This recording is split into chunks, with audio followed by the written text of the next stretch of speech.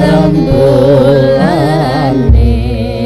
mumpung jembar kalangane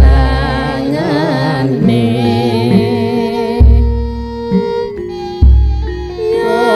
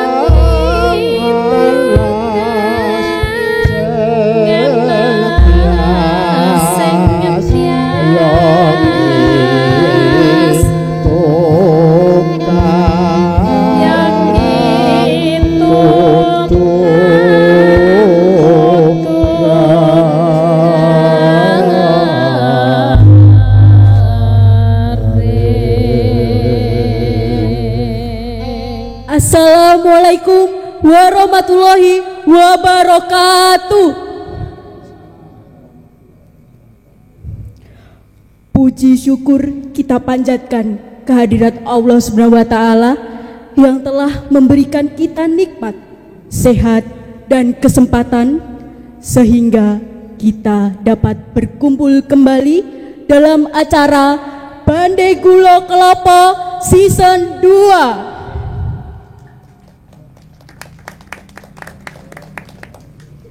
Semoga kehadiran kita di sini membawa keberkahan, menambah keimanan.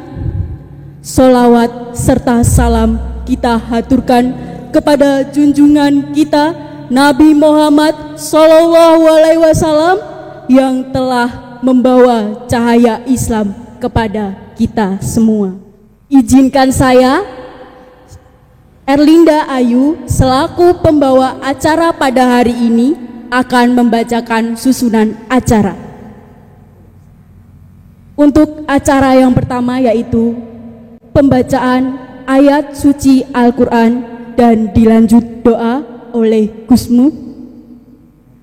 Yang kedua akan ada acara inti persembahan oleh tim Nayoga, ada tembang Capeng Gunung, kemudian dilanjut pembahasan season pertama mengenai syafaat oleh Abah Syakir, dilanjut persembahan yang kedua yaitu tembang Ilir-Ilir versi Sunan Kalijaga, kemudian dilanjut pembahasan season 2 oleh Abah Syakir, dan yang terakhir yaitu penutup dari tim Nayoga, tembang Selendang Biru.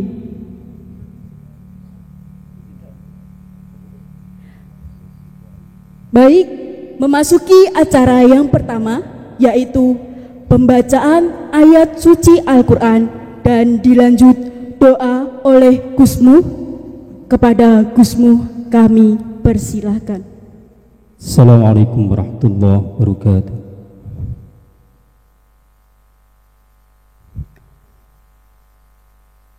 A'udzu billahi minasy syaithanir rajim.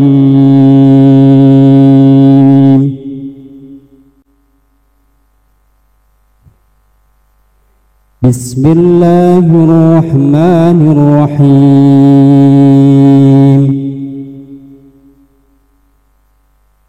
ولا تنفع الشفاعة عنده إلا لمن أذن له حتى إذا فزع عن قلوبهم قالوا ماذا قال ربكم قالوا الحق وهو العلي الكبير صدق الله العظيم.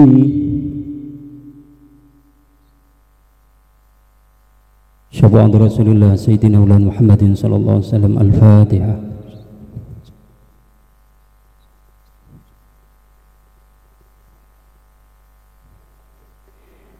بسم الله الرحمن الرحيم. اللهم صل صلاة كاملة وسلم سلاما تاما على سيدنا محمد تنحل بالعقد وتنفرج بالكرب وتقضى بالحوائج وتنال برغائب حسن الخاتم واستسقى الغمام بوجهه الكريم وعلى آله وصحبه في كل لمحة ونفس بعدد كل معلوم لك. اللهم صل صلاة كاملة وسلم سلاما تاما على سيدنا محمد تنحل بالعقد وتنفرج به الكرب وتقضى بالحوائج وتنال برغائب حسن الخاتم واستسقى الغمام بوجه الكريم وعلى آله وصحبه في كل لمحة ونفس بعدد كل معلوم لك. اللهم صل صلاة كاملة وسلم سلاما تاما على سيدنا محمد تنحل بالعقد وتنفرج بالكرب وتقضى بالحوائج وتنال به الرغائب وحسن الخاتم واستسقى الغمام بوجه الكريم وعلى آله وصحبه في كل لمحة ونفس بعدد كل معلوم لك صلى الله على نبي الأمة كاشف الغمة وعلى آله وصحبه وبارك وسلم الحمد لله رب العالمين الفاتحة.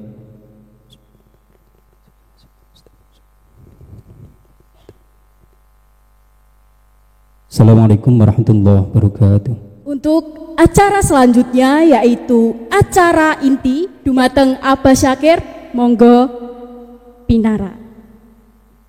Untuk ini saya sebagai generasi Gen Z, Gen Z, itu sangat-sangat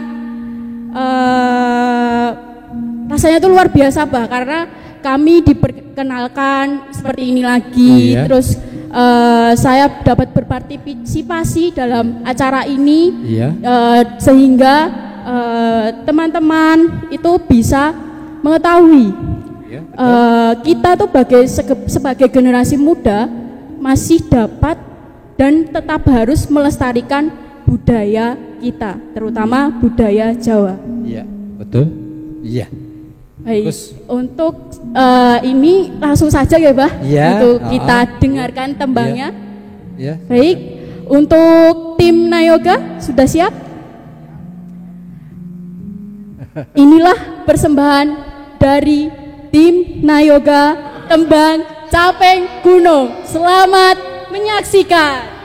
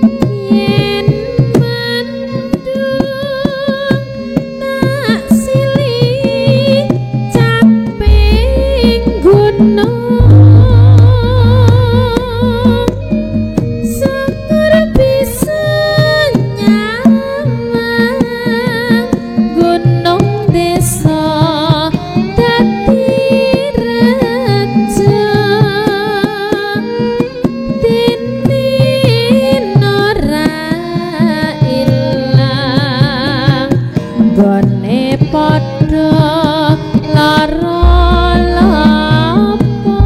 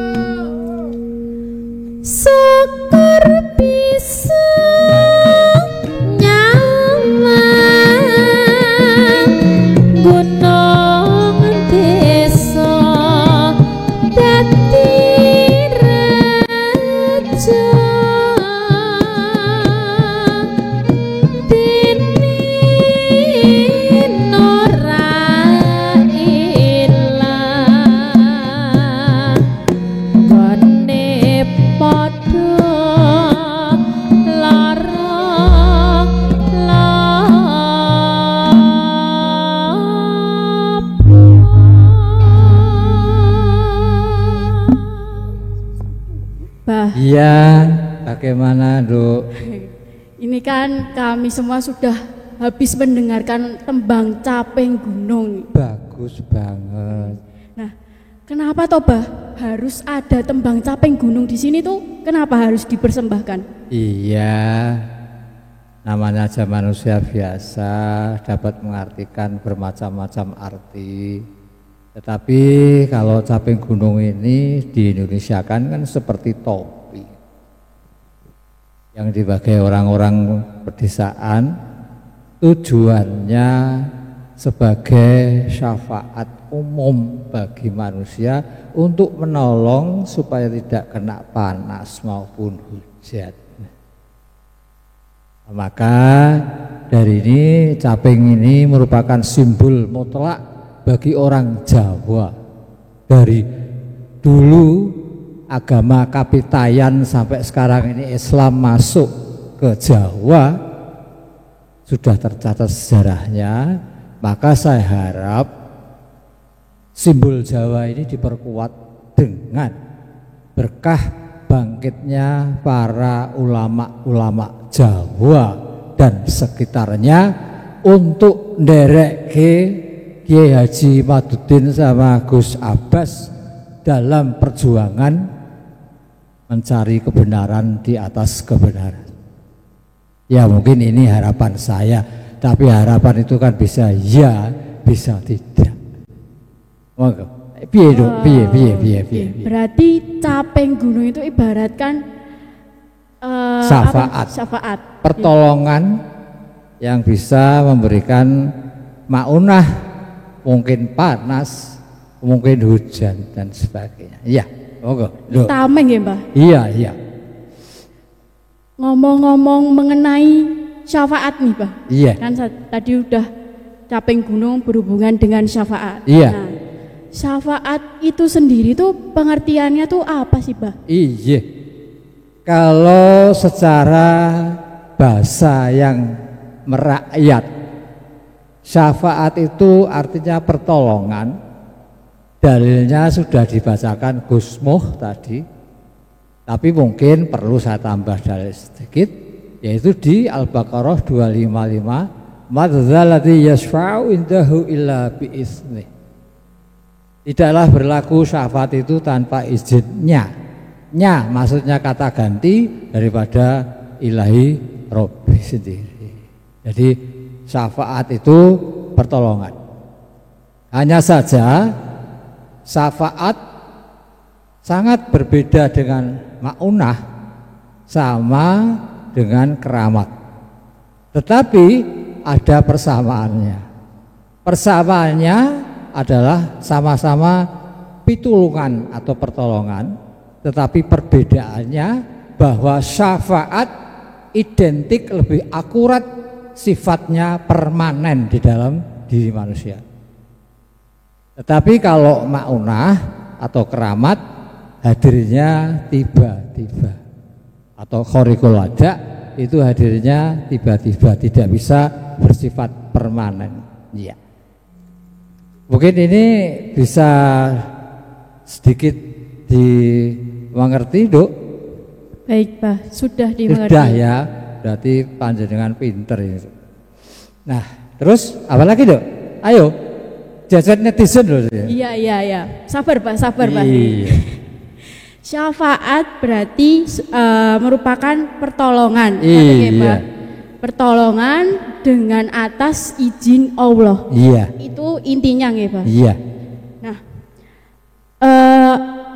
syafaat itu sendiri, Pak.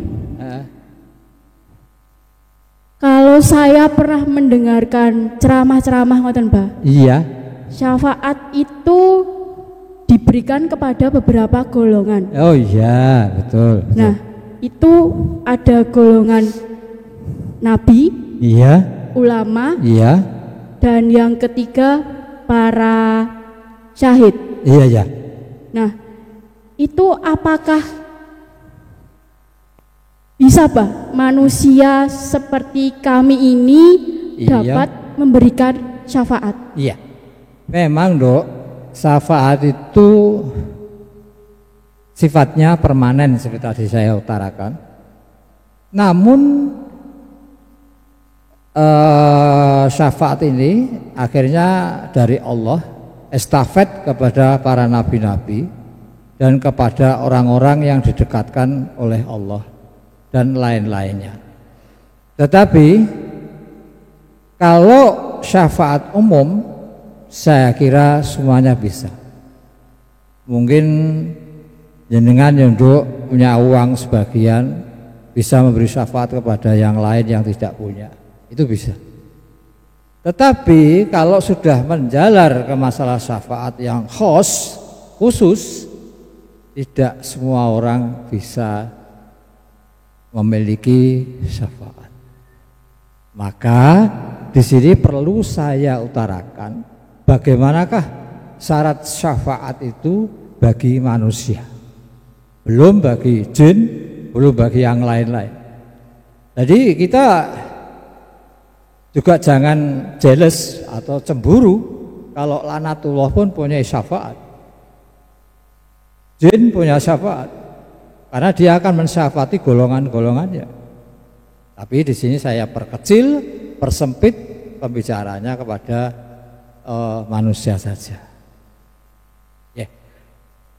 Nah, untuk mengetahui syarat-syarat syafaat yang harus atau bisa dimiliki oleh manusia, harus memiliki kriteria sebagai berikut.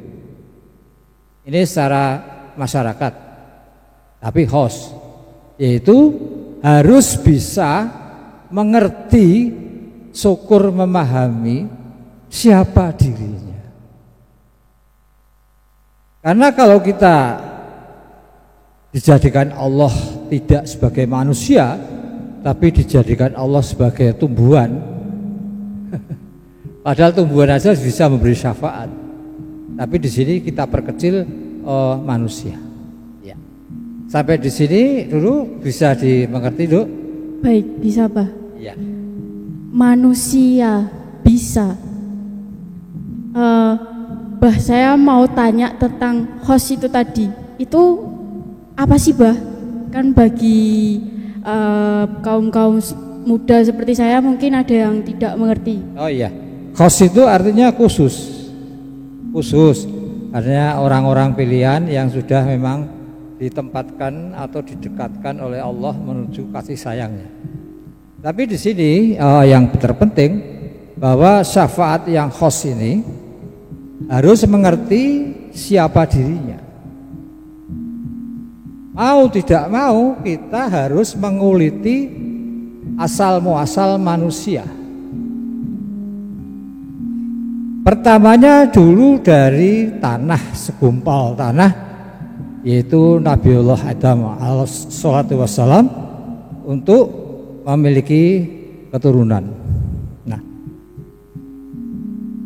kemudian yang berikutnya keturunan dari Habil sampai Sis dan sebagainya. Kenapa justru munculnya lewat sperma? Nah, ini kan Allah kelihatannya seakan-akan mencela-mencela, tidak tepat dan tidak persis apa yang dilakukan pertama kali Adam dari tanah, tapi kemudian untuk generasi gen berikutnya itu justru dari sperma. Nah, ini harus diketahui dulu bahwa kenapa dari tanah. Kalau secara ngawur, karena besok-besoknya Nabiullah Adam ini akan menempati bumi sebagai tanah. Satu. Tapi yang kedua, itu karena sudah terjadi ya. Tapi yang belum terjadi, bahwa rahasia tanah itu bisa kita buka. Terutama khalifah-khalifah yang pernah mengikuti saya menuju ke ekstraksi pelogaman, itu akan tahu bahwa tanah itu akan berada di dalam campuran-campuran. Di antaranya lumpur. Itu kita bisa bayangkan, tanah itu kalau kasih air akan ketemu lumpur. Kemudian partikel-partikel kecil yang lain, sampai misalnya ini menjadi tanah yang lakukan dengan penyaringan yang sangat kecil, kita justru akan menemukan sebuah logam dan batuan di dalam tanah. Karena tanah itu sebenarnya logam dan batuan. Kalau bahasa globalnya earth, artinya bumi. Tapi kalau dalam bahasa yang sederhana land atau tanah. Nah, di sini ternyata tanah itu kalau kita kupas itu ada lumpurnya, ada partikel-partikel mungkin bakteri, virus dan sebagainya sampai kepada batuan dan logam. Terutama logam besi. Karena memang logam besi itu logam yang paling banyak di dalam inti bumi. Nah, kemudian yang satunya lagi adanya batuan. Itu kalau tidak melihat sendiri tidak percaya, tetapi kalau sudah melihat sendiri akan percaya. Dengan istilah pengayaan itu, jadi master kecil akan ketemu batuan. Lah batuannya itu bisa kuarsa, bisa jamrud, bisa agat, bisa rubi, bisa sampai ke intan. Nah, padahal intan ini kalau dalam bahasa merakyat juga bisa dikatakan sebagai rumusan tetes pertama. Intan yang clear, intan yang bening, intan yang bersih itu dikatakan sebagai tetes air pertama. Maka setelah Allah menciptakan dari segumpal tanah, lempung, kemudian genetik berikutnya akan merubah jadi air karena adanya istilah tetesan air pertama di dalam tanah. Baru air tetes pertama ini akan memunculkan sampai kita sekarang ini. Jadi Allah bukan mencela-mencela, tepat pada sasarannya. Ya, gimana dok? Berarti manusia itu bisa memberikan syafaat dengan mengetahui dulu dari dalam diri. Ngoten lho, Pak? Ya, betul. Nah, itu yang dimaksudkan tadi Abah bilang ada contoh. Manusia bisa memberikan syafaat dengan contoh memberikan uang kepada orang lain. Iya. Nah, itu kan kalau bagi orang awam seperti saya ini, Pak, iya, sama. Kalau menangkap itu syafaat yang kayak seperti saya semisal di sosmed scroll itu syafaat itu kan diberikan pada hari kiamat. Iya. Nah, tapi Abah mencontohkan syafaat bisa diberikan manusia dengan contoh memberikan uang. Iya. Nah, itu gimana, Pak? Iya. Syafaat itu bahasa Arab. Artinya bahwa Islam ini kan bahasa import, agama import. Kita agamanya asli adalah Kapitayan. Dulunya Kapitayan Hindu. Maka saya pun pada tahun 2023 bekerja sama Hindu untuk melakukan program yang mungkin dilakukan oleh Khalifah juga, yaitu Belarak Sempal. Itu perpaduan antara Hindu sama Islam. Jadi Islam ini adalah awalnya agama import. Kalau agama yang asli itu justru lokal, itu daerah, itu Kapitayan. Jadi jangan kesusu dulu, keburu-buru dulu bahwa Islam itu segalanya, bukan begitu. Segalanya memang agama sempurna, tapi dari rentetan kronologis tidak harus segalanya. Seperti Rasulullah adalah nabi di atas segala nabi. Oke, saya percaya Rasulullah adalah segala nabi. Tapi pada kenyataannya nabi yang pertama syariat adalah Nabiullah Adam alaihissalam. Itu tidak bisa dipungkiri. Baru kemudian Rasulullah. Lah kalau memang Rasulullah dari Nur Muhammad, kemudian Nur Muhammad menjadi Adam dan sebagainya, itu hakiki, hakikat. Sistemnya sistem hakikat yang terselubung atau tersembunyi oleh beberapa hijab. Tapi pada syariatnya pertama adab. Ya jangan diutik-utik, jangan dirubah. Kalau adab ya adab. Dan adab itu artinya tiada. Ya, jadi syafaat itu artinya pertolongan. Kalau di Indonesia kan. Lah pertolongan itu kan banyak. Kamu Nduk sebagai mahasiswa di sini kan tahu kalau pertolongan itu kan bermacam-macam jenisnya. Iya, Pak. Betul. Ya, jadi maka bisa dikatakan dengan sistem uang atau sembako atau yang lain sampai tersenyum pun itu termasuk juga syafaat karena memberi ketenangan, kedamaian, free and peace di dalam diri manusia yang lain. Apalagi dalam keadaan sedih. Tetapi ini masih kategori umum, tidak bisa. Kalau syafaat dalam arti khusus itu hanya untuk mulai pintu gerbangnya adalah sakratul maut. Sakratul maut, alam kubur sampai akhirat, inilah syafaat mulai berjalan. Ini sudah syafaat yang khos. Belum lagi syafaat yang khawasul khawas. Tahu dong khawasul khawas? Khusus dari yang khusus. Nah, ini tidak akan saya bicarakan di sini karena waktu dan kesempatan juga berbeda sih. Nah, ini nanti kalau yang akan saya bicarakan adalah yang khos dulu.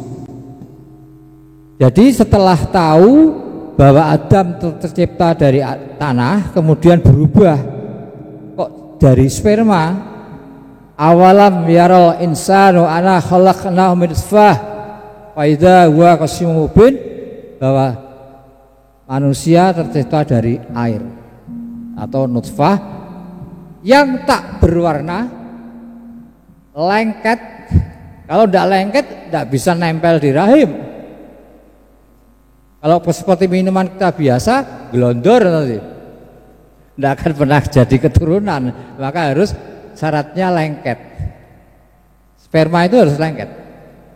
Iya. Baik, Pak. Berarti syafaat di sini syafaat yang khos. Khusus. Ya, ya. Yang khusus. Jadi setiap manusia bisa memberikan syafaat. Ya. Nah, syafaat itu tidak harus mengenai yang tadi apa, Bah? Yang setelah khos. Umum, Yang kuasul kuas. Ya. Umum dari yang umum. Tidak hanya umum dari umum, iya, ya, Pak. Iya. Jadi kita manusia bisa dengan hal contoh yaitu tadi saling tolong menolong. Iya, betul. Itu adalah aplikasi dalam keseharian kehidupan.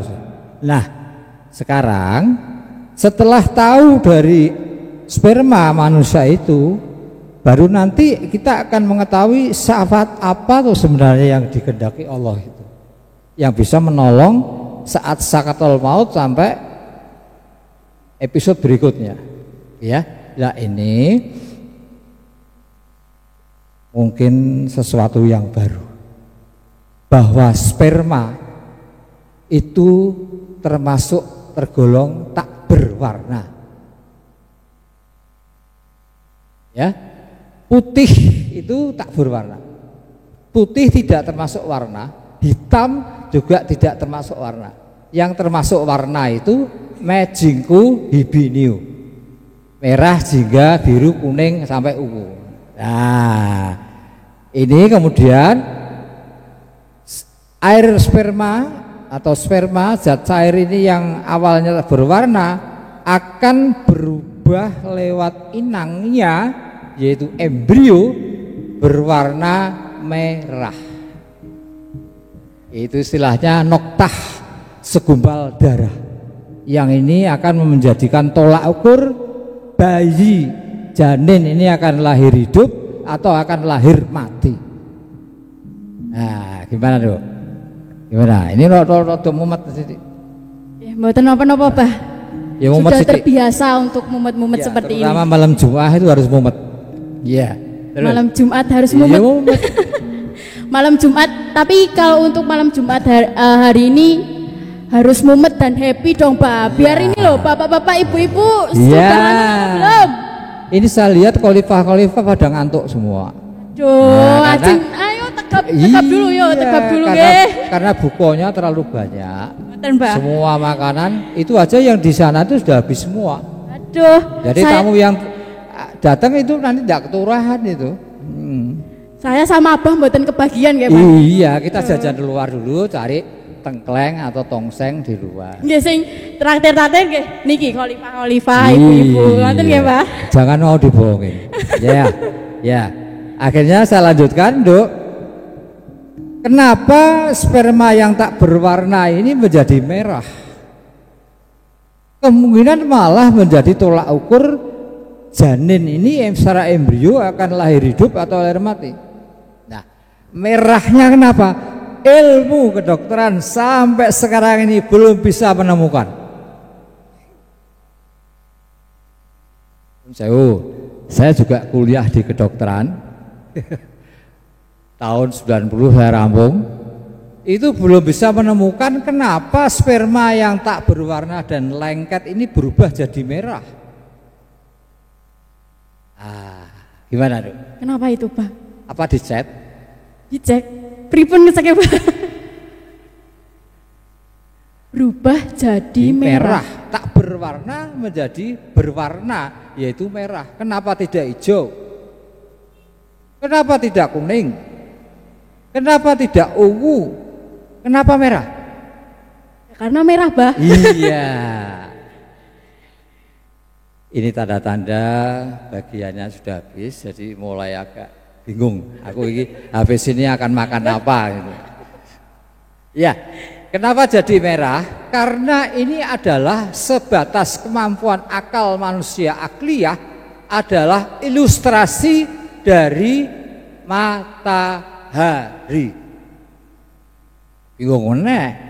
Tidak mudah meneh ilustrasi matahari itu. Kenapa bisa ada hubungannya embrio sama ilustrasi matahari? Coba mulane subuh iki tenanan. Aja sahure tenan tapi subuh ora subuhan. Nah, nggih to, Ya Pak. khalifah ki akeh. Banyak.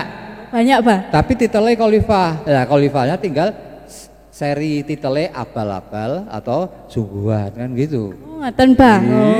Iya. Iki rahasia napa mboten, Pak? Ya jadi bukan rahasia umum lagi. Oh, nggih.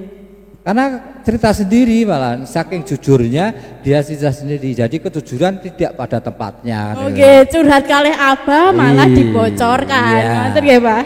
Nah, kenapa memakai ilustrasi matahari? Karena matahari itu adalah lambang daripada kehidupan.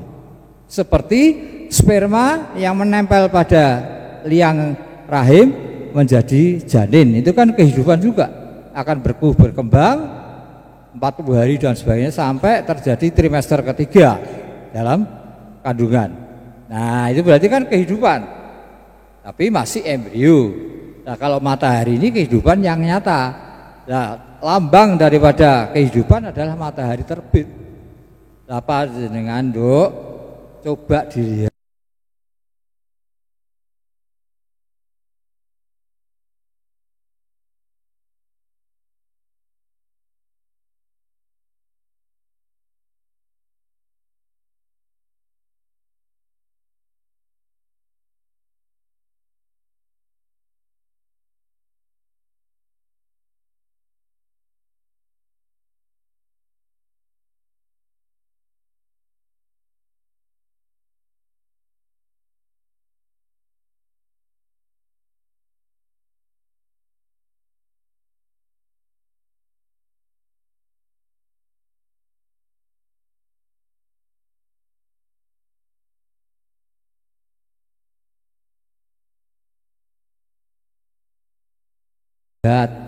Saat matahari itu terbit pertama kali warnanya apa? Merah. Iya. Maka ilustrasinya adalah merah. Karena apa? Tidak hanya sekedar matahari itu sebagai lambang kehidupan, tapi secara umum bahwa matahari itu adalah lambang ketauhidan ketuhanan untuk orang-orang awam. Maka agama Shinto di Jepang menyembah matahari karena dianggap itu Tuhannya. Padahal masih ada selangkah lagi untuk menemukan hakiki ketuhanan itu, tapi dia cukup berhenti di sini. Karena memang Allah belum mengendaki membuka selebar-lebarnya. Nah, itu alasannya ilustrasi matahari, karena matahari pada awalnya merah, lambang kehidupan sekaligus lambang ketuhanan. Maka darah merah itu adalah sebagai darah kita. Wow, saya ilmu nih Bah. Ya, terus ini kan gampang, pemikiran kan gampang sekali tuh. Bayangin matahari kok merah muncul, oh ya benar. Padahal matahari itu sebagai lambang kehidupan, tetapi juga sekaligus merupakan lambang ketuhanan bagi orang-orang dulu, terutama Shinto, orang Jepang. Arigato, ya. Gozaimasu. Lalu gimana? Mungkin bisa diterima? Sangat bisa diterima. Iya. Berarti itu embrio kaitannya dengan matahari adalah sebuah ilusi. Iya. Karena matahari itu terbit, ketika terbit itu berwarna merah gitu Pak. Iya. Dan embrio itu ketika itu ada itu makanya berwarna merah. Baru setelah merah muncul apa warnanya? Ayo. Kuning. Ya, kuning, betul. Betul. Kemudian seterusnya menjadi kuning, habis itu langsung putih, Bah. Iya, putih atau tak berwarna dalam waktu yang sangat lama sekali mengikuti edar matahari itu sendiri. Jadi yang merah itu darah lambang kehidupan, yang kuning adalah lelayu. Kalau kita ambil seperti contoh pada daun, kalau sudah daun itu berwarna kuning, berarti daun ini sudah tidak mulai dapat spot dari akar. Lelayu artinya kematian. Baru putih. Putih itu kesucian, tak berwarna, jalan. Kalau kitabnya Ramayana, Anda sering nonton wayang kulit? Alhamdulillah sering Bah, tapi nggak sering-sering banget. Iya. Kalau seperti kitab Ramayana, Anda boleh percaya, Anda boleh tidak percaya, itu bebas, hak Anda. Saya tidak memaksa. Tetapi ada kitab Ramayana menyertakan bahwa Kumbakarna yang ada di sisi negatif Dasamuka, Rahwana, Raja itu bisa naik ke alam suci dengan memakai putih-putih semua. Itu baru ideologi daripada Ramayana, belum Quran. Nah, bingung enggak? Bentar Bah, saya terpikirkan ini. Iya. Berarti ketika matahari muncul itu ada kaitannya dengan embrio itu tadi. Ya. Terus kan muncul sampai ke atas tuh Bah. Iya. Kemudian terbenam. Nah, terbenam itu kan juga ada warna merah, Bah. Iya, betul. Apakah itu juga ada kaitannya? Iya. Kalau tenggelamnya matahari berwarna merah itu adalah episode berikut. Mungkin episode yang ketiga atau keempat besok dalam acara Bendi Klopo. Karena tenggelamnya matahari, saya sebagai orang yang sederhana berpikir bahwa itu tenggelamnya matahari berarti kematian. Kalau munculnya matahari kehidupan, tenggelamnya kematian. Itu pikiran saya, tapi tidak harus diteladani. Karena masing-masing punya hak. Jadi saya stop dulu, ya. Nanti kita jalan-jalan dulu, mencari tengkleng, mencari apa yang enak, nasi liwet yang enak, baru nanti sambil jalan kita bicarakan. Nah, itu artinya bahwa tak berwarna sperma itu menjadi merah karena kehendak ketauhidan. Ya. Nah, sementara di dalam darah itu ada zat. Nah, bingung tuh kamu? Di dalamnya darah yang merah itu, dalamnya kalau dilihat dari mikroskopik atau pembesaran skala berapa, 1000 sampai 2000, itu ternyata di dalamnya mengandung zat. Zat apa iku Bah? Bisa diartikan zat padat, bisa diartikan zat cair, bisa diartikan gas. Zat padat, zat cair, dan gas. Ini kembali kepada asal mulanya adalah sperma tadi. Berarti antara sperma dan darah ada titik temu yang sama, sama-sama memiliki kemampuan merubah wujud jadi padat, cair, dan gas. Darah pun juga sama. Jadi ada titik temu, cuma beda tempat, beda motif. Nah ini kan mungkin tidak terfikirkan oleh kita karena saking gampangnya lah. Kalau darah itu selamanya begitulah. Tapi justru mengandung zat. Nah zat itu di dalamnya sendiri padat, cair, gas mengandung anasir. Anasir, atau elemen atau unsur. Di dalam kitab Futuhat Robbaniyah karangan Simbah guru saya Syekh Muslih radhiyallahu an dari Futuhiyah Meranggen itu menulis bahwa anasir-anasir ini di dalam diri manusia ada. Artinya di dalam kitab Futuhat Robbaniyah itu ada. Jadi saya tidak nyelenceng dari uger-uger leluhur, tapi bisa dipertanggungjawabkan logika dan hatinya. Nah ternyata di dalam zat itu ada unsur. Nah kalau sudah ada unsur, kita bisa ndak coro Jawanya ngudari supaya unsur-unsur ini menemukan metamorfosa atas dirinya masing-masing. Baru dia bisa mengambil atau memegang data komplit lahir batin, yaitu syafaat. Jadi tidak mudah setiap orang memberikan syafaat, tapi dia harus bisa ngudari dulu anasir dalam dirinya itu piye, bagaimana. Kalau dia termetakan menjadi apa? Seperti ulat yang termetamorfosa menjadi kupu-kupu, lebih bagus, lebih indah, lebih cantik, lebih luas kekuasaannya berterbangan daripada ulat yang jalannya pelan.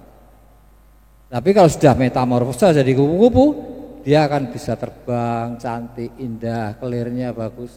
Nah, inilah isyarat-isyarat dari Allah untuk kita. Kamu tuh berpikir, semoga kamu mendapatkan berkah dan rahmah dari Allah maksudnya. Nah, maka baru orang itu bisa pegang syafaat, datanya komplit. Paham Pak. Insya Allah saya paham. Iya. Abah, silakan untuk minum dulu. Oh iya, terima kasih. Ini kopi apa ini?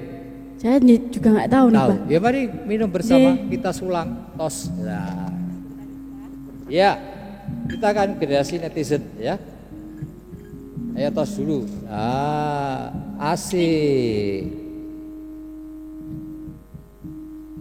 Untuk semuanya jangan iri nggih yang belum dapat minum. Ya. Di belakang ada.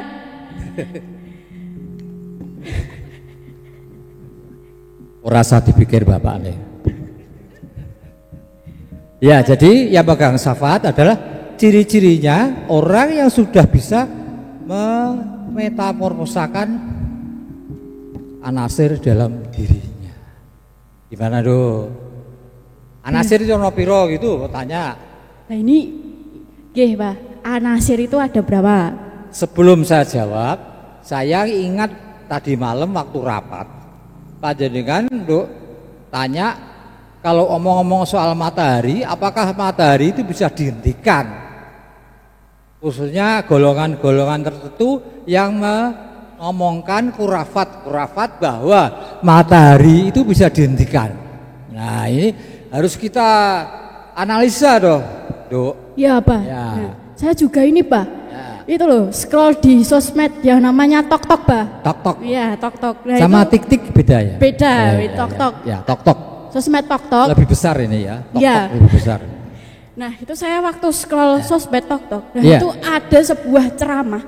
Nah, beliau itu mengatakan bisa menghentikan matahari. Iya. Niku pripun to, Pak? Iya. Dalam kitab Mahabharata, boleh percaya, boleh tidak, itu hak kita masing-masing. Tetapi dalam kitab Mahabharata, dalam episode Joyo Jotro Gugur, itu sempat matahari ditutupi oleh cakra oleh Sri Bathara Kresna. Menutupi matahari, menutupi bukan menghentikan. Itu sudah maksimal full daripada kepandian dari Sri Kresna. Itu hanya cukup menutupi, tidak sampai menghentikan. Kalau golongan tertentu ini berani menyatakan khurafat menghentikan matahari, sangat hebat. Saya akan menjadi murid pertama kali yang akan nyembah dia. Orang nyembah Gusti Allah apa-apa, yang penting nyembah khurafat itu. Berarti berita-berita itu hoax gitu, Pak? Iya, hoaxnya di sini. Kalau kita sahur manuk, bantah-bantahan, tidak ada habisnya. Gini, matahari berhenti. Dalam gerak matahari, secara umum itu termasuk gerak lurus beraturan, sekaligus gerak lurus berubah beraturan. Gerak lurus beraturan artinya dari timur ke barat, lurus beraturan. Tetapi kalau lurus berubah tak beraturan, itu kadang kalau musim penghujan mungkin di timur laut, tapi masa kemarau, kalau masa hujan mungkin matahari bergeser ke selatan, baru jalan ke barat. Nah, ini kan perubahan-perubahan. Padahal rumusan daripada gerak lurus beraturan itu adalah V sama dengan jarak dibagi waktu, ST. Lah kalau matahari itu sampai berhenti, berarti rumus itu tidak berlaku. V sama dengan 0. Rumus fisika gitu, Pak? Iya. Jadi V sama dengan 0. Padahal 0 itu adalah lambang bilangan, simbol tidak ada artinya, ketakteringgaan dan sebagainya. Maka suasana dalam matahari berhenti itu semua jadi fana semua, karena 0 itu fana. Tiada. Beda dengan 1 min 1. Min 1 dikatakan ada karena apa? Suhu rendah. 1 dikatakan suhu naik. Tapi kalau 0 biasa dikatakan dia adalah fana. Tiada. Berarti saat matahari berhenti tiada, berarti semua itu kacau semua. Kalau tidak percaya, tidak usah ngakai fisika, pakai bahasa rakyat aja. Coba kamu Nduk megang nafas sak kuat-kuatnya sampai terus, akhirnya kecacalan enggak kamu? Iya. Gap-gap. Nah, artinya proyeksi alam jagat raya ini akan bergeser-geser. Jadi kelihatan bohongnya khurafat ini. Berarti itu sangat-sangat bohong. Iya. Gak mungkin manusia bisa menghentikan matahari. Ngoten nggih, Pak? Iya. Tidak Berarti bisa. Tidak bisa. Efeknya, set efeknya sangat hebat sekali. Walaupun 0,001 detik berhenti. Wah, hebat. Kita nahan napas saja berapa detik aja sudah kelejotan. Kalau kelejotan enak apa ya? ya, Pak, betul sekali. Iya. Kelejotan. Sing krasa sapa? Sinten niku wau bahasa Iya. ketawa. Untungnya terus. kamu belum gaduk kuping, Dok. Oh, lagi ya, Bu. Napa niki? Mboten di-spill niki kula, Pak. Iya, nanti rahasia. Nggih, siapa? Nah, terus gimana, Dok? Setelah matahari terjawab, berarti khurafat ini kan tidak benar.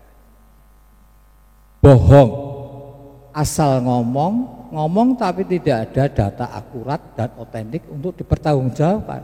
Ini kalau cendekiawan, saintistik, apalagi intelijen artificial intelligence AI akan tertawa melihat golongan kurofat ini.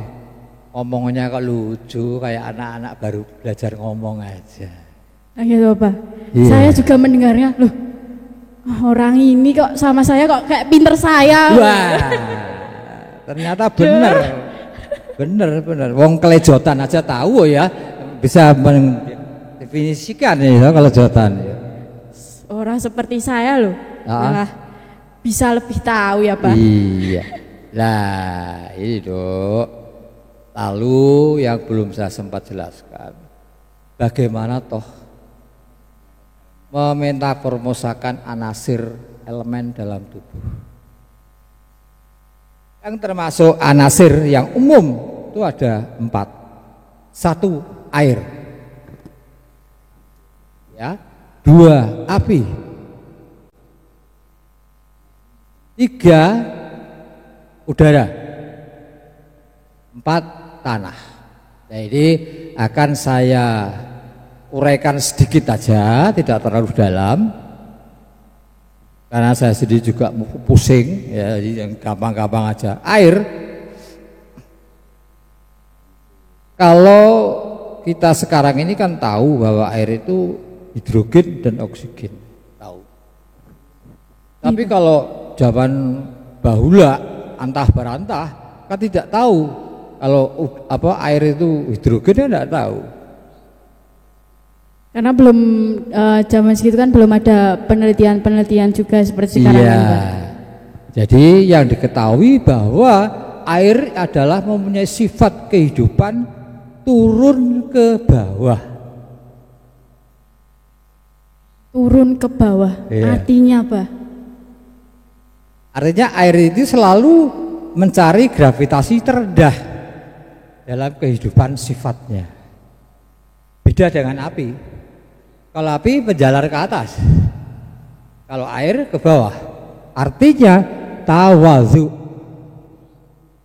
Napa niku, Bah? Rendah hati, rendah diri.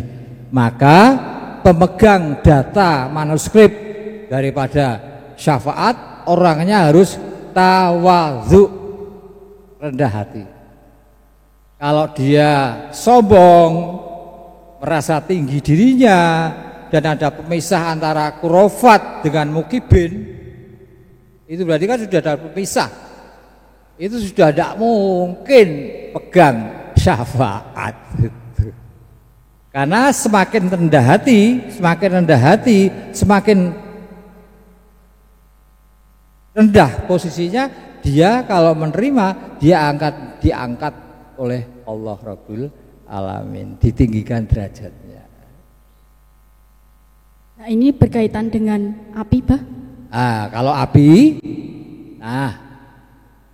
kalau kamu Nduk lihat api, itu apakah hanya melihat api itu seperti itu aja, atau ada insting atau kreatif lain daripada itu? Kalau melihat api, kalau saya melihat api itu ada warna merahnya, ada biru-birunya, Bah. Tapi api itu menurut saya cenderung ke atas dan itu lancip. Kalau menurut saya ini. Ya ternyata kamu cukup landep juga. Di sini saya hanya menambahkan sedikit, tapi tidak menyalahkan, tapi sudah benar bahwa sifat daripada api atau keadaan daripada api atau nar itu satu, sifat membakarnya, sifat panasnya, sifat punya cahaya, obor, sampai kepada warna yang mengilustrasi warna kehidupan manusia yang beraneka ragam ini.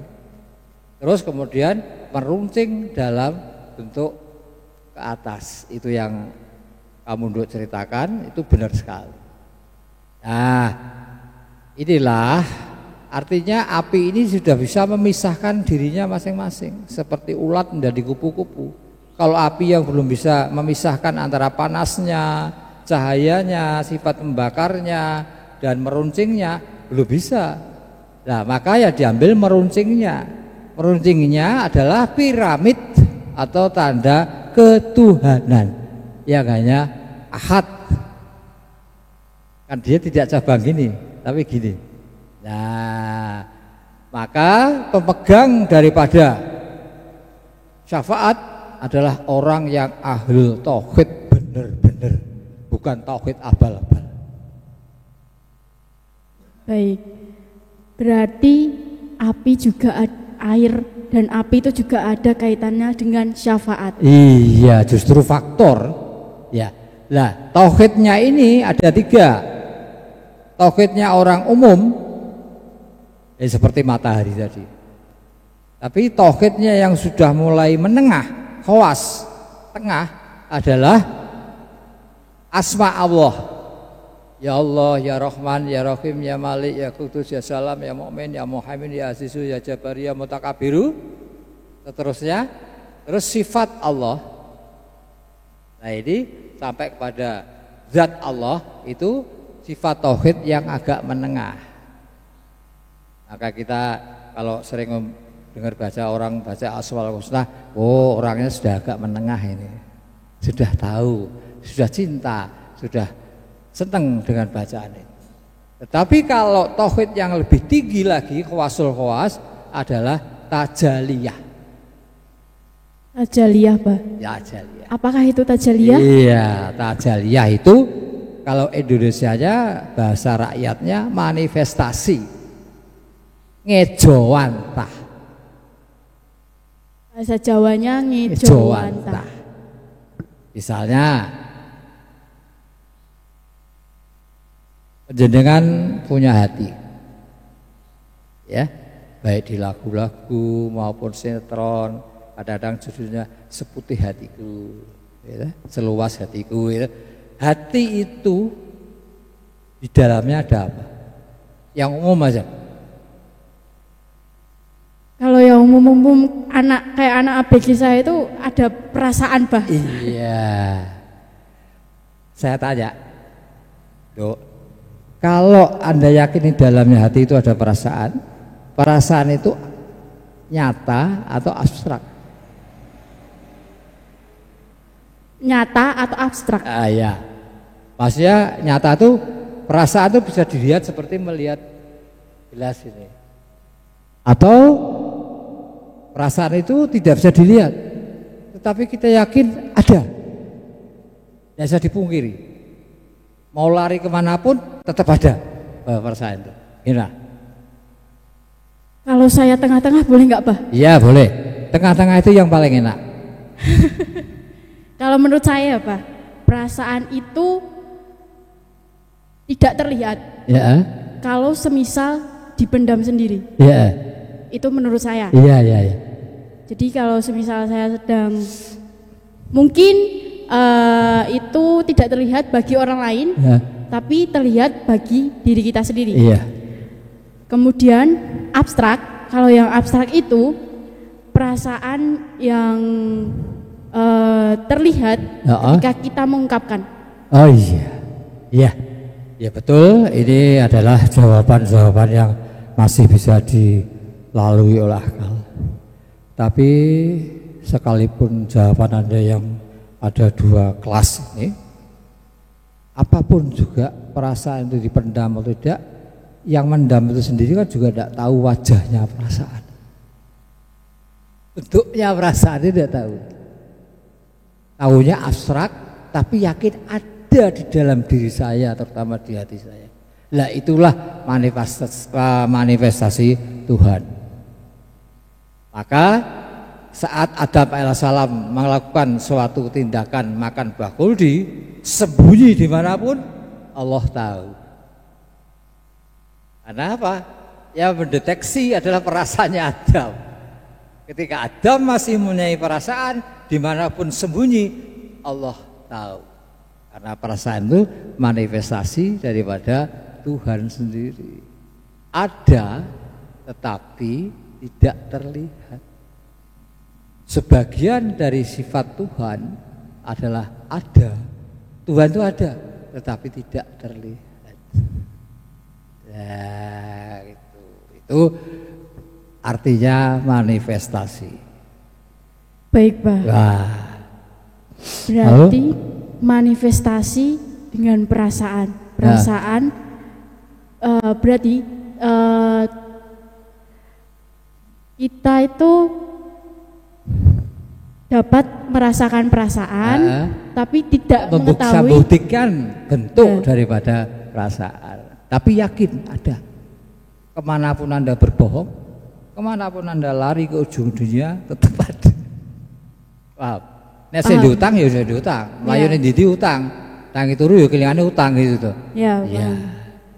Terus baru dikejar rentenir. Iya. Ngeten, Pak. Tadi kan udah dibahas air dan api. Ya. Tapi udara dan tanah belum nih, Pak. Iya. Kita Kalau udara itu bagaimana dia termetaforfosakan bahwa udara itu ternyata secara masyarakat, secara akal sehat, udara itu ada di mana-mana. Sana ada udara, sini ada udara, dimanapun ada udara.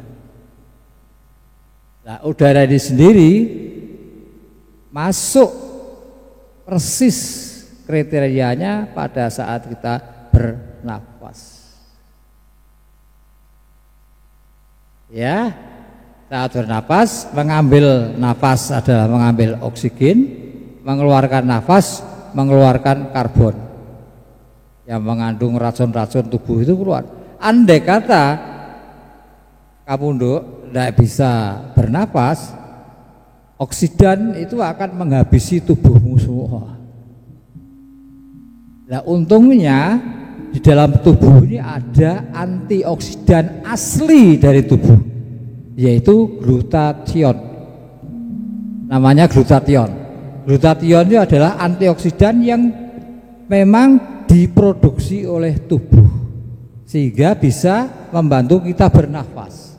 Dengan nafas kita narik oksigen dan mengeluarkan karbon. Karbon itu adalah melekat atau menempel atau menggandeng kotoran-kotoran tubuh manusia sehingga kita bisa berumur panjang sampai berapa tahun, 2 tahun dan sebagainya.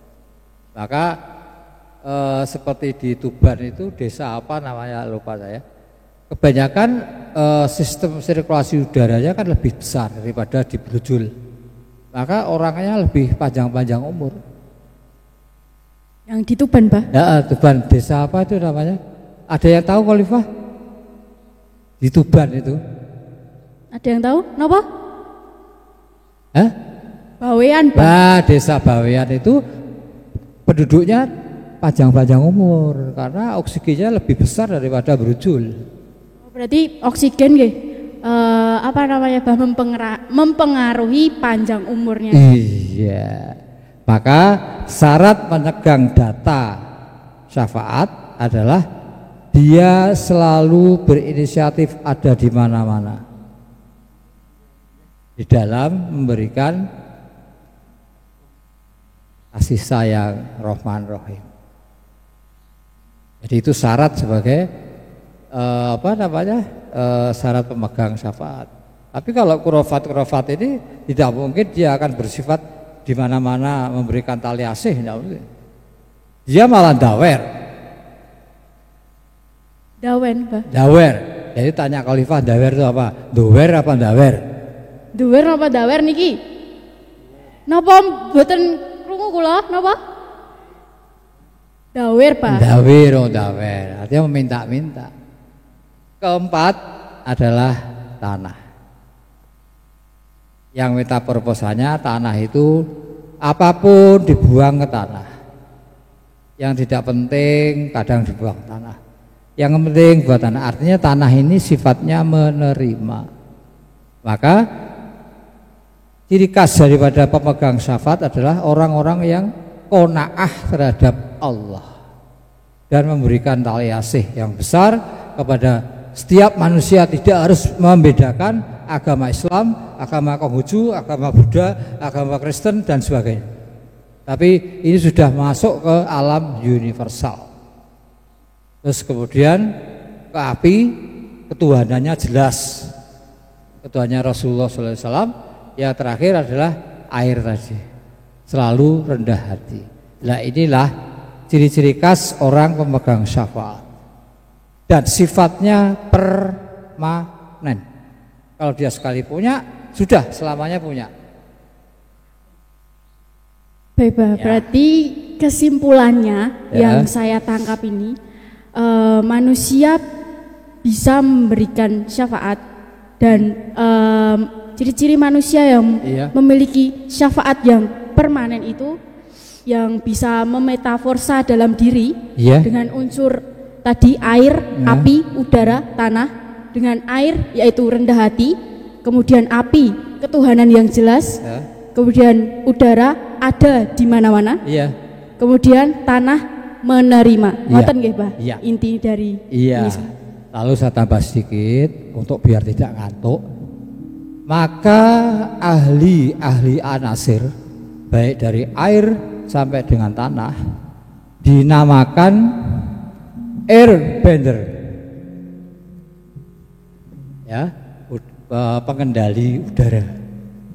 Firebender, pengendali api. Kemudian kalau angin itu apa? Windbender, pengendali udara. Angin tadi sudah sebagai air sudah. Kalau tanah, land atau earth. Jadi pengendali ini adalah nyata, bukan mainan. Kalau filmnya ada. Avatar gitu, Pak? Namanya Avatar. Ya pinter sekali, dapat 101. Cum laude. Ya. Amin. Enggak bisa, Pak. Jadi Avatar yang tokohnya bisa ang, bisa eng itu adalah pengendali semua elemen. Dan itu di dalam Islam sebenarnya ada, cuma orangnya sembunyi, malu diketahui panjenengan. Supaya apa? Supaya panjenengan tidak bisa niru. Tapi bagi khalifah-khalifah yang hadir di sini, sebenarnya terangkum rapat padat di BM3. Pengendali udara, pengendali air, pengendali api, pengendali tanah, semua elemen ada di BM3 program. Tetapi karena kita mungkin tidak tahu, atau mungkin kita menyepelekan BM3 program, atau kita mungkin acuh tak acuh dengan BM3, dianggap BM3 itu ya sudah gitu aja, selamanya begitu. Tidak, itu justru pengendali semua. Tapi orangnya sangat tersembunyi, orang nyata. Dan dia bisa, yang satu mungkin pengendali air. Pengendalian air betul-betul air keluar betul. Apa sebabnya? Jari Rasulullah telah mengeluarkan seperti air di jari-jarinya. Pengendali api, Rasulullah pernah mengeluarkan cahayanya lewat tangan dan tubuhnya untuk membantu Aisyah mencari jarum. Jangan dianggap enteng. BM3 itu kelas wahid. BM3 program ada Baitul Makmur, Baitul Muqaddas, Baitul Muharram. Tetapi karena kita mungkin tidak tahu, kalau tahu ya tahunya gitu aja, selamanya terapi, itu untuk latihan dulu. Tapi kalau sudah punya BM3 tidak pernah dipakai karena sudah merasa bisa, salah. Itu pengendali air, api, udara dan tanah, dan itu betul-betul bisa mengendali. Seperti filmnya Avatar, itu bisa terjadi benar. Kalau khalifah berani bayar mahal, saya tunjukkan salah satu orangnya. Ya, tapi jangan bayar betul, kasih cas betul ya, biar tahu. Ya, bayar betul. Ya, Sama betul. Loh, gimana ya, Bah? Oh, ketawa tok loh, Bah. Iya, kelihatan sekali kok. Responnya itu sangat kelihatan. Pripun sanggup mboten? Aduh meletre, Bah. Ya, itulah sifat-sifat terpuji bagi khalifah-khalifah. Saya itu begitu itu. Iya, terus. Nggih. Ini kita lari ke episode 2 dulu atau gimana? Nah, ini kan Abah dan saya sudah membahas episode yang pertama. Nah, ya, terus. Nah, ini selanjutnya kita harus break dulu nih, Bah. Oh Kan ya. udah ngobrol-ngobrol ganteng dan ngobrol-ngobrol cantik, Iya. ya, Bah. Nah, kita Iya. butuh hiburan, nggih. Para khalifah niki nggih pastinya butuh hiburan, nggih. Nah, untuk selanjutnya ini, Iya. Bah, akan ada persembahan lagi oleh tim Nayoga, yaitu tembang Lir Ilir versi Sunan Kalijaga. Untuk tim Nayoga sudah ready, nggih? Baik. Inilah tembang Lir Ilir versi Sunan Kalijaga oleh tim Nayoga. Selamat menyaksikan.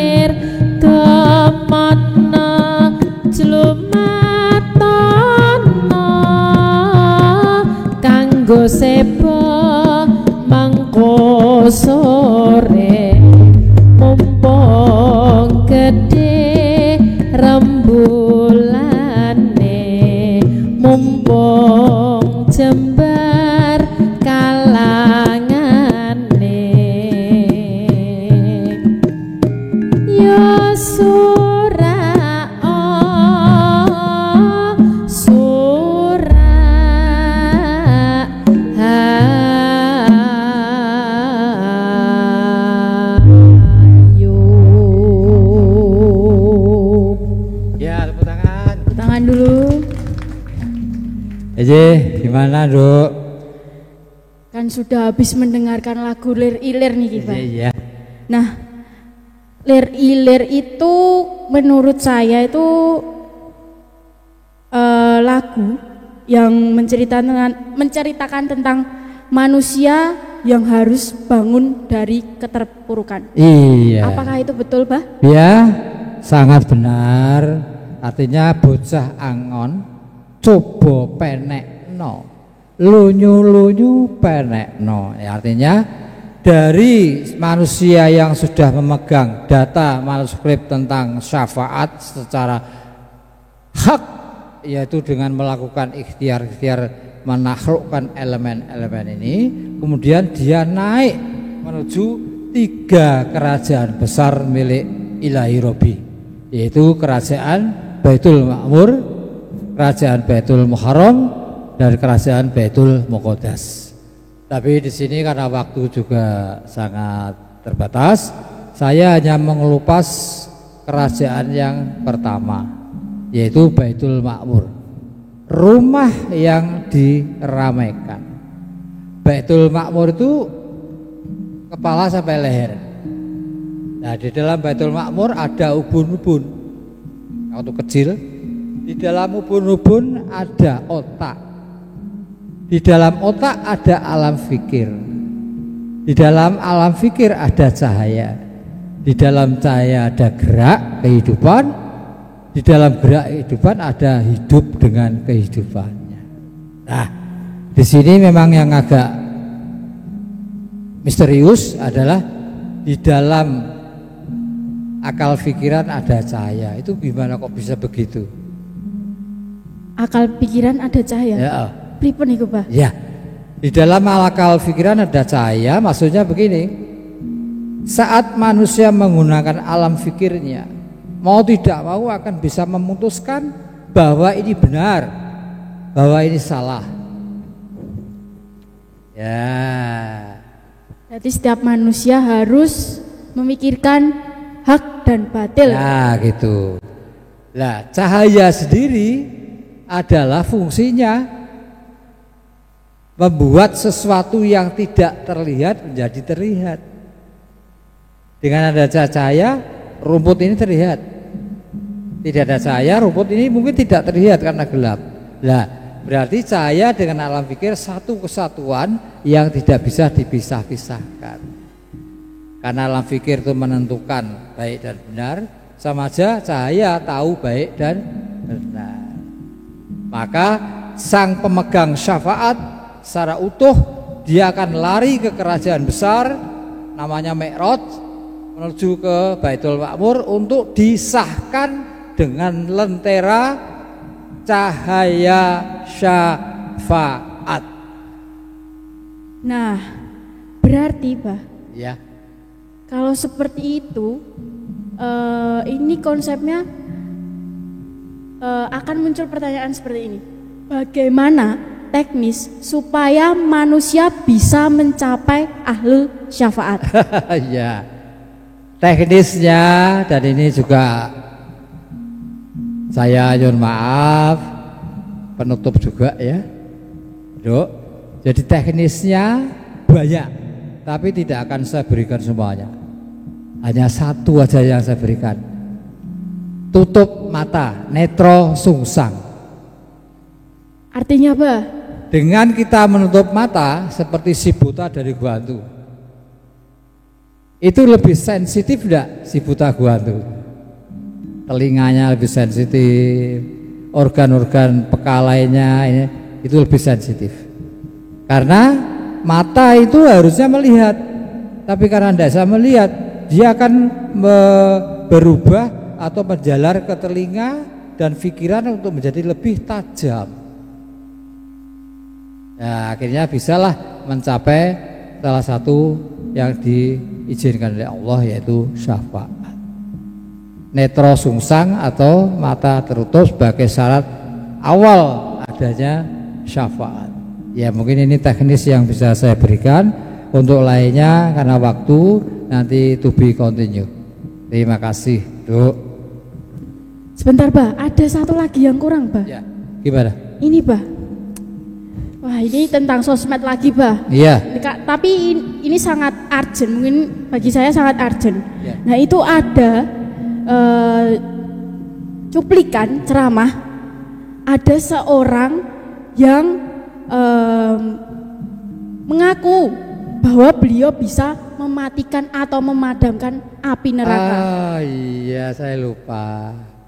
Niku pripun, Pak? Iya. Mematikan api neraka. Ya. Iya. Memang neraka itu katanya isinya api. Wong saya juga belum ke sana. Gitu. Tapi kan cuma iman saja sama leluhur-leluhur, sopan, santun.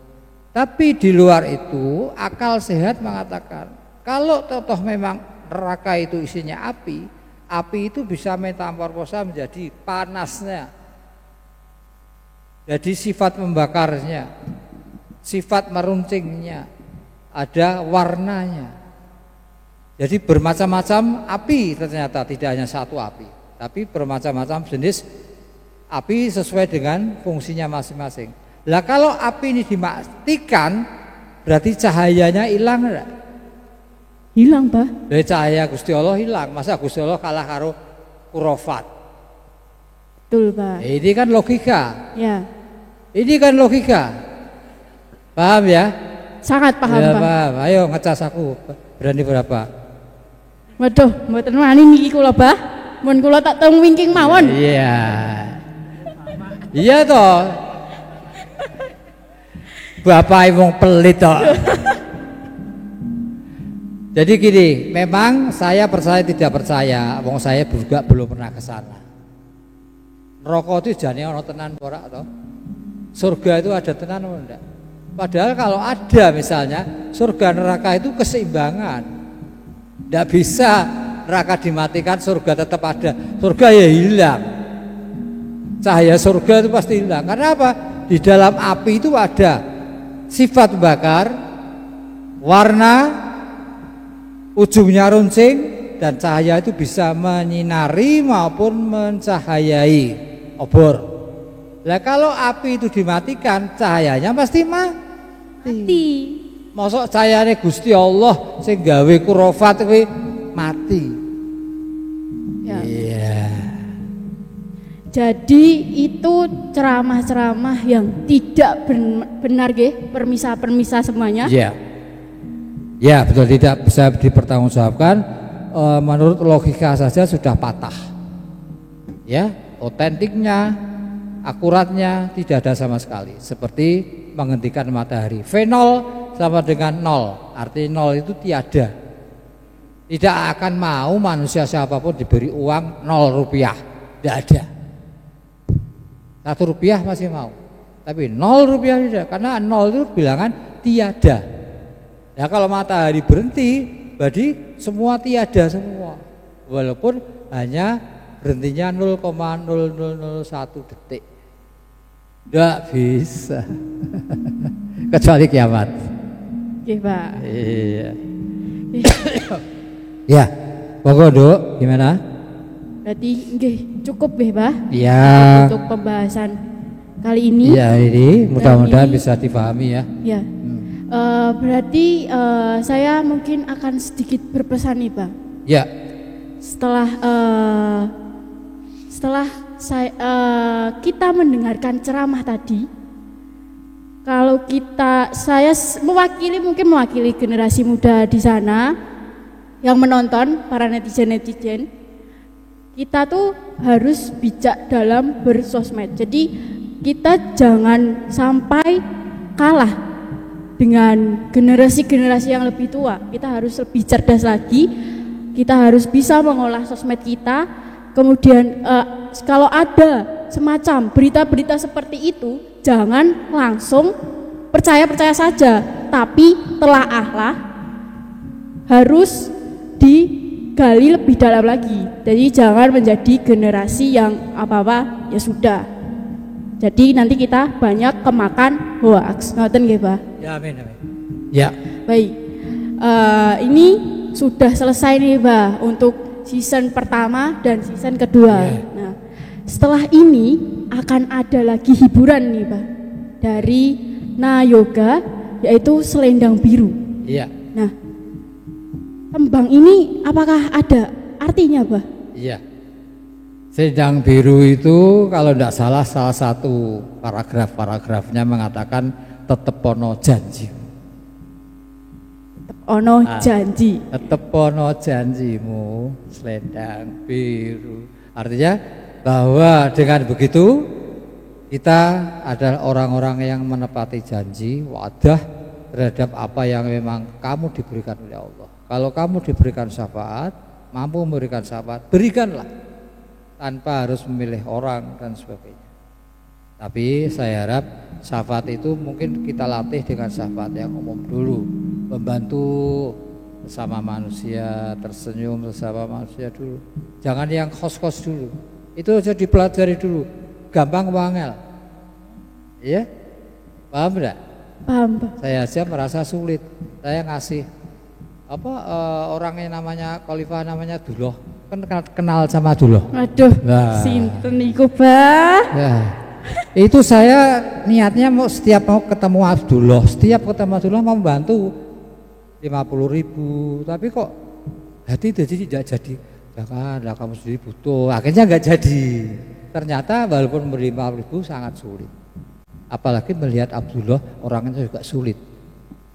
Sulit pripun, Mbah? Ya, itu rahasia kita berdua. Nanti Oke. kita ditongsengan ya. Siap, Ah, Mbah.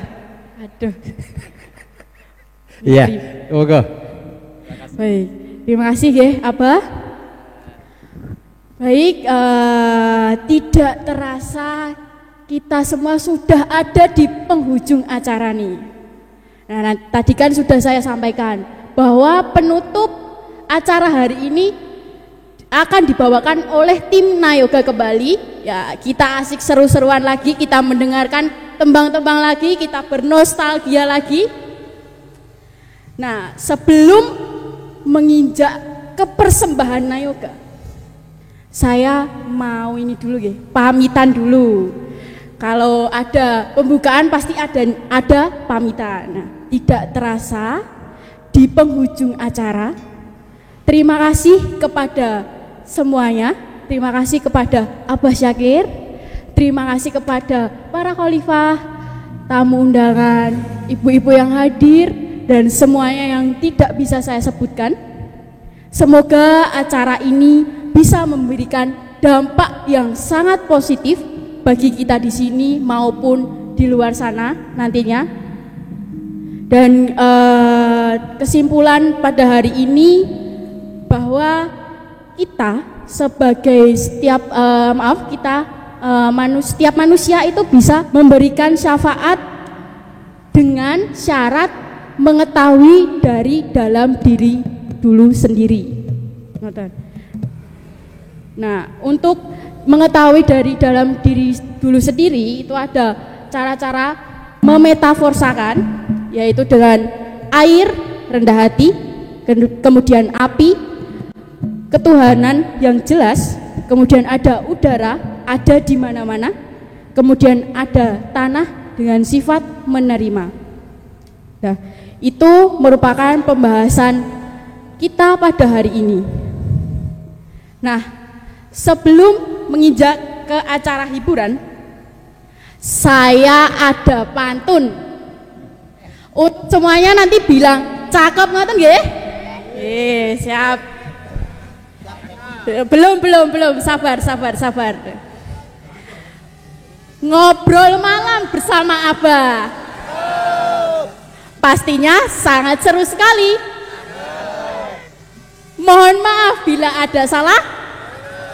Cukup sekian dan terima kasih. Wabillahi taufik wal hidayah. Wassalamualaikum warahmatullahi wabarakatuh. Berikut persembahan dari Nayoga, yaitu Selendang Biru. Selamat menyaksikan. Kedip tesma aku nyawang selendang biru, gelungane metok lamatan, tasiane ngagem kebaya ungu nyamping, batik solahe eseme slagane gawe bingung, nyoto kagunane gedhe faedah.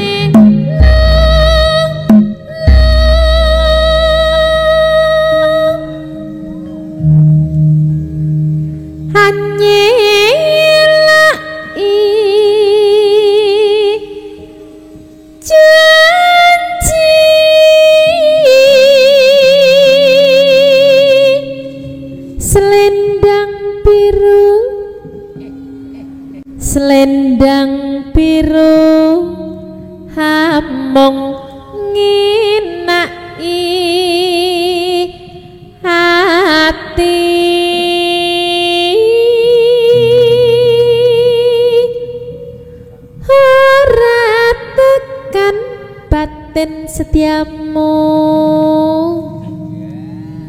selendang biru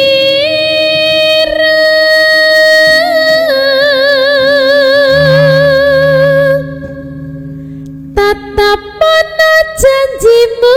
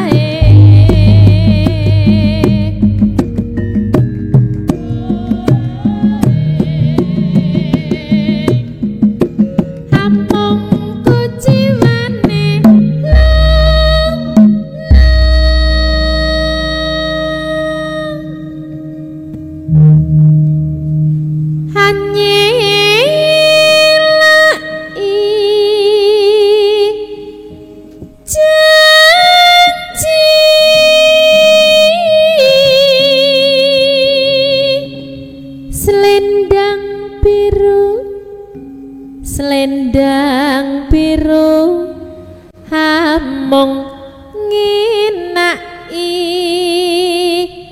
hati